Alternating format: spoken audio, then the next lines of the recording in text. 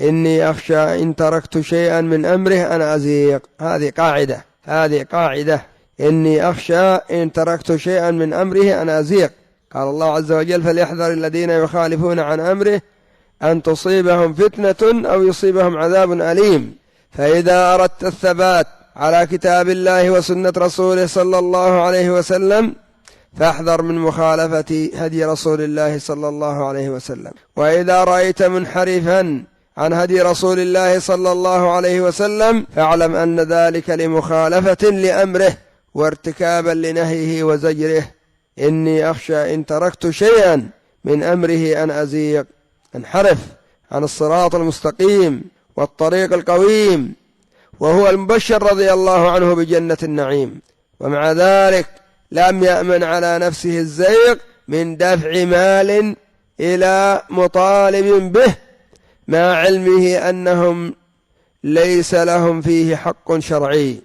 فخذ هذا القول إماما لك: إني أخشى إن تركت شيئا من أمره أن أزيغ.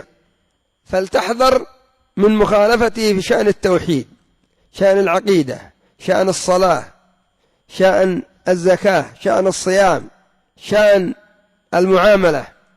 بعضهم أحرم من المدينة من المسجد فأنكر عليه سعيد بن المسيب فقال له: ما علي من أميال أزيدها، يعني عبارة عن أميال من مسجد النبي صلى الله عليه وسلم إلى ذي الحليفة. قال: أخشى عليك الفتنة، فإن الله يقول فليحذر الذين يخالفون عن أمره أن تصيبهم فتنة أو يصيبهم عذاب أليم. والآخر أنكر على بعضهم الصلاة بعد العصر فقال: أتنكر علي الصلاة بعد العصر؟ قال: لا أنكر عليك الصلاة، أنكر عليك مخالفة أمر النبي صلى الله عليه وسلم، فإن النبي نهى عن الصلاة بعد العصر، والله يقول فليحذر الذين يخالفون عن أمره أن تصيبهم فتنة ويصيبهم عذاب أليم.